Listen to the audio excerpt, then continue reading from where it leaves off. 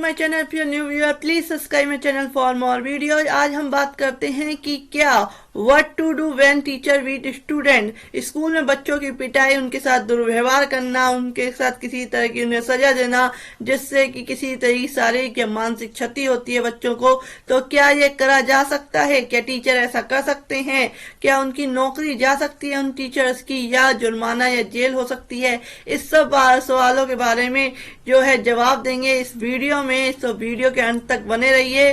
तो is it legal for teacher to beat student? क्या ये लीगल है? तो समझते हैं क्या सीबीएसई में लीगल है या और अलग जितने भी बोर्ड्स हैं क्या उसमें लीगल है, तो सारा कुछ समझते हैं। तो स्कूल परिसर में एक क्लास में कोई मैडम या कोई सर क्या है बच्चों के साथ किसी भी तरह की मारपीट करते हैं, उन्हें दोस्तों के बीच अपमानित करते हैं, प्रताड़ित करते हैं, शारीरिक दंड देते हैं, या फिर उन्हें भद्दे नामों से पुकारते हैं, उन्हें गलत नामों से पुकारते हैं, तो यह भारतीय दंड संहिता के तहत अपराध है।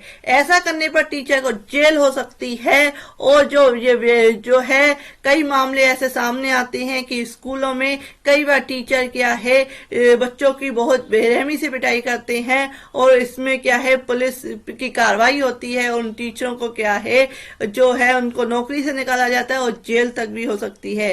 तो स्कूल परिसर क्लास में कोई मैडम या सर अगर बच्चे के साथ किसी तरह की मारपीट करते हैं तो उसमें कमी लाने के लिए तो भारतीय दंड संहिता के तहत अपराध माना जाता है इस तरीके से कार्य करना।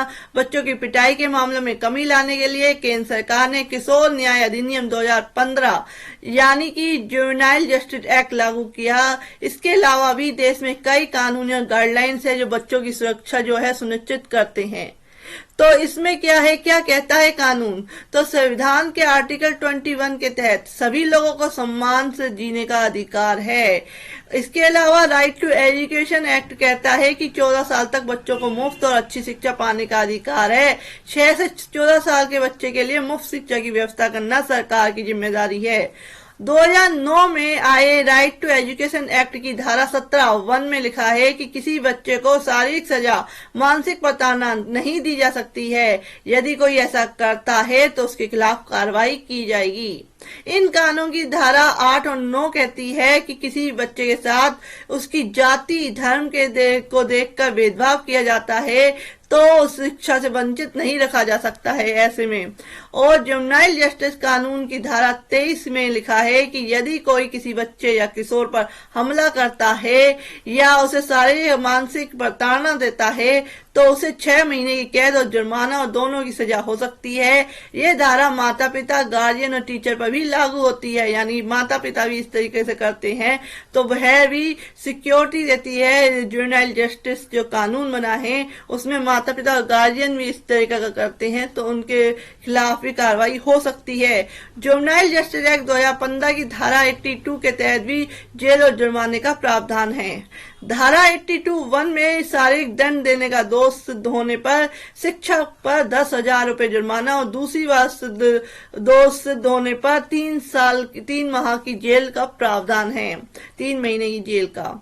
नेक्स्ट कहते हैं कि धारा 82(2) में बच्चे को पनिशमेंट देने पर संबंधित शिक्षक को बर्खास्त करना अनिवार्य है। यानी अगर उन्होंने मारपीट की है, पनिशमेंट दी है तो उसमें क्या है जो शिक्षक है उसको बर्खास्त किया जा सकता है, नौकरी से निकाला जा सकता है। धारा 82(3) में जांच में सहयोग नहीं करने वाले को 3 माह की सजा और संस्था पर 1 लाख का जुर्माना लगाने का प्रावधान है। जुवेनाइल जस्टिस एक्ट 2015 की धारा 75 में कहा गया है कि बच्चे की देखभाल और उनकी सुरक्षा स्कूल की जिम्मेदारी होगी। जो अलग कहा गया है कि बच्चों के साथ गलत व्यवहार करने पर 2012 में एक विधेयक पारित किया गया था जिसके मुताबिक बच्चों को शारीरिक दंड देने पर शिक्षक को या टीचर को 3 साल की जेल हो सकती है। अब माँ बाप थाने पर कर सकते हैं शिकायत। जो उनके पेरेंट्स हैं वो बच्चों की मारपीट के मामले में जो पुलिस के पास शिकायत कर सकते हैं। आईपीसी की धारा 323 जो 323 धारा है मारपीट के लिए, 324 धारा है 324 जख्मी करना और 325 गंभीर जख्म पहुंचाना के तहत मामला दर्ज हो सकता है।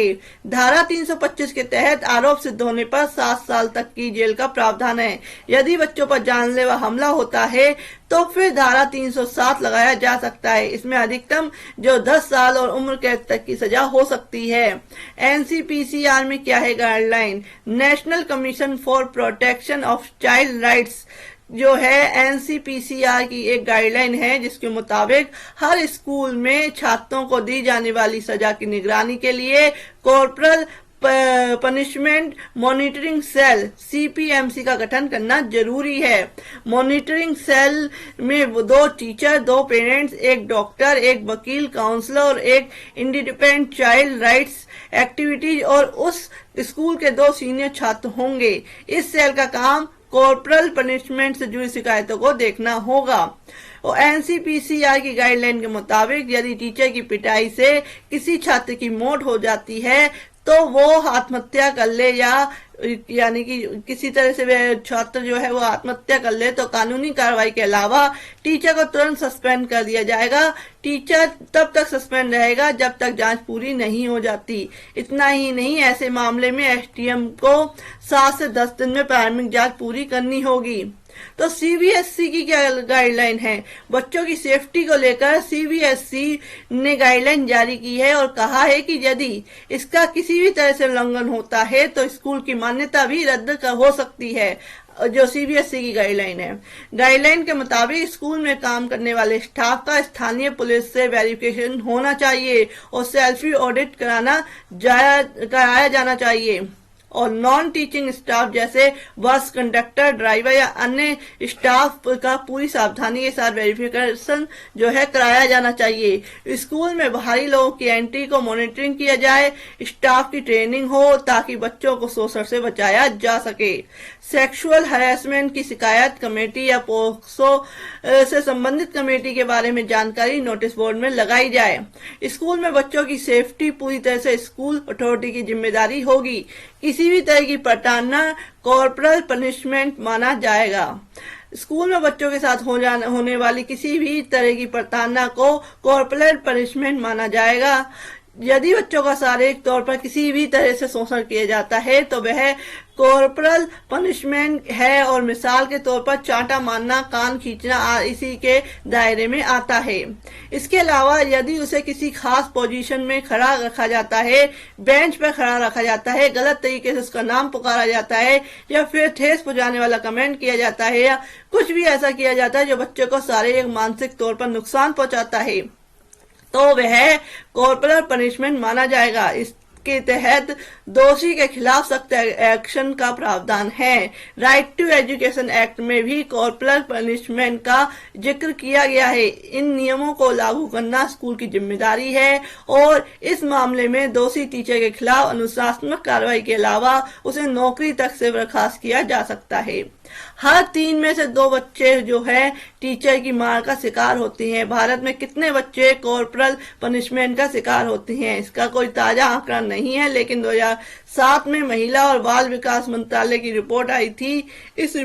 इस रिपोर्ट में बताया गया था कि भारत में स्कूलों में पढ़ने वाले 65% छात्र कॉर्पोरल पनिशमेंट का सामना करते हैं, यानी हर 3 में से 2 बच्चे इसका शिकार हैं। इसके मुताबिक लड़कियों की तुलना में लड़के ज्यादा कॉर्पोरल पनिशमेंट का सामना करते हैं। इसमें सामने आया था कि 54% लड़के और 46% लड़कियां कॉर्पोरल पनिशमेंट का सामना करती हैं। तो फ्रेंड्स, इसके साथ अवेयर रहने की जरूरत है। तो ये जो है ये आपका राइट है। अगर आपके बच्चे के खिलाफ किसी भी तरह का स्कूल में किसी तरह की प्रताड़ना होती है, उसे डराया धमकाया जाता है, उसको मानसिक रूप से किसी तरह का प्रताड़ित किया जाता है या उसको जो है पनिशमेंट दी जाती है, माना जाता है कि बच्चे अगर पनिशमेंट नहीं मिलेगी तो बच्चे बिगड़ जाएंगे।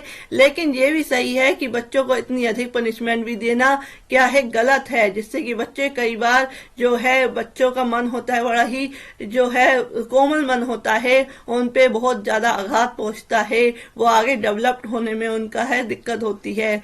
तो फ्रेंड्स, अगर आप अवेयर रहेंगे, अगर पेरेंट्स अवेयर रहेंगे तो जो स्कूल है या स्कूल स्टाफ है वो किसी भी तरह की कोई कहते हैं आपके बच्चे के साथ किसी तरह की मिसहैपनिंग नहीं होगी और आपके बच्चे के साथ किसी तरह की मारपीट से वह क्या है, एक आपका बच्चा सुरक्षित रहेगा। तो आपको अवेयर होना चाहिए और किसी भी तरह की कोई दिक्कत आती है तो आप पुलिस में कंप्लेंट करा सकते हैं, जो जो जो अथॉरिटी है उसको बता सकते हैं। और ये नियम जो है ऑल ओवर इंडिया में है, ये नहीं कि खाली जो है जितने भी स्कूल हैं, जितने भी बोर्ड्स हैं उन सब पे अप्लाई होता है। तो फ्रेंड्स, ऐसे ही अपडेट्स के लिए please subscribe my channel. Thank you for watching this video.